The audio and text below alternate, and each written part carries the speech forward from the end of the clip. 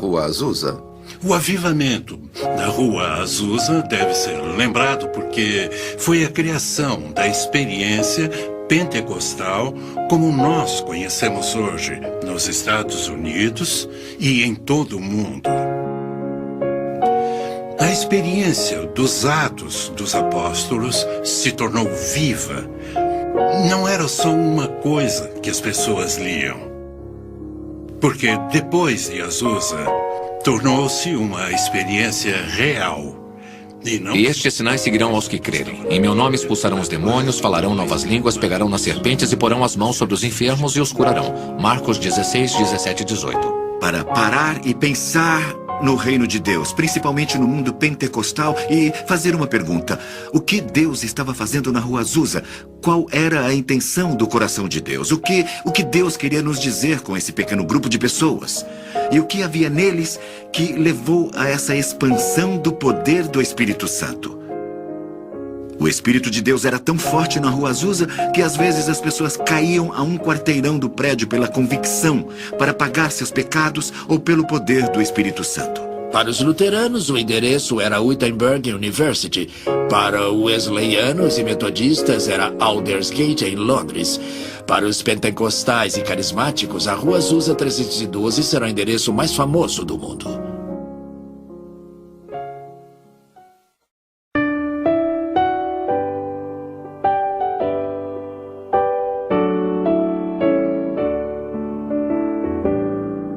Oração atendida. O Dr. Vincent Synan disse que, para os cristãos, a Rua Azusa 312 seria um dos endereços mais famosos do mundo.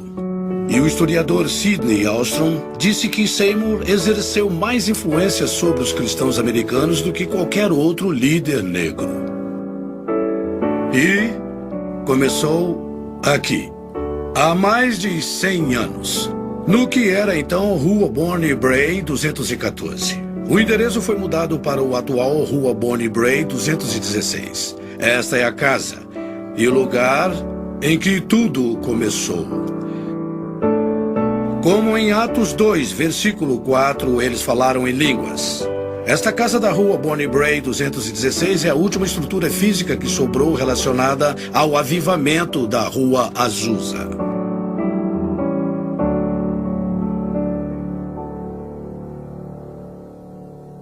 Os encontros noturnos das orações de Seymour continuaram enquanto o espírito surgia e ia embora.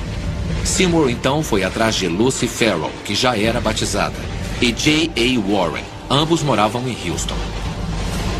Abril de 1906, Evan Roberts, com exaustão, se aposentou do Ministério Público. 6 de abril. Seymour e seu grupo entraram em uma abstinência de 10 dias determinados a conseguir mais de Deus. 8 de abril foi um domingo de Ramos. Segunda, 9 de abril de 1906. Seymour visita Lee em sua casa por volta das 18 horas para orar por sua recuperação de uma doença. Lee se sente bem melhor e pede para receber o Espírito Santo, com o esperado sinal de se sentir preenchido por ele.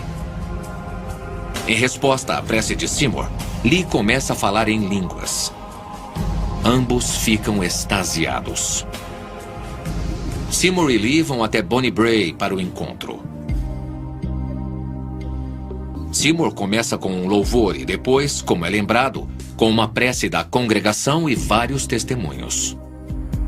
E todos eles foram preenchidos pelo Espírito Santo. Amém, Jesus, amém. E eles começaram a falar em línguas. Isso. Amém, Jesus. Ele começa um sermão que jamais seria esquecido, anunciando o texto de Atos 2:4. E todos ficaram cheios do Espírito Santo e começaram a falar noutras línguas, conforme o Espírito lhes concedia que falassem.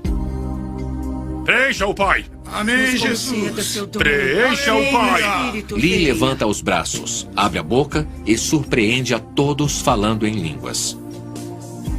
O grupo todo se ajoelha falando em línguas, enquanto a irmã e o irmão, companheiros de Seymour, chamavam o Deus de Espírito. Quando a filha entrou na sala, um jovem estava na varanda profetizando.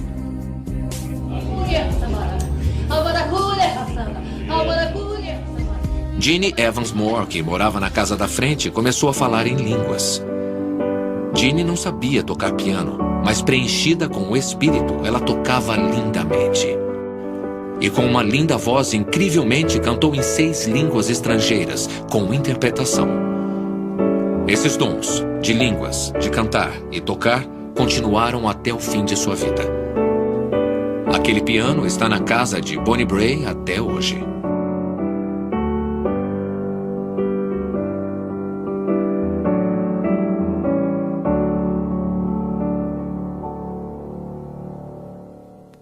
Há divergência sobre como e quem foi preenchido primeiro pelo Espírito naquela noite.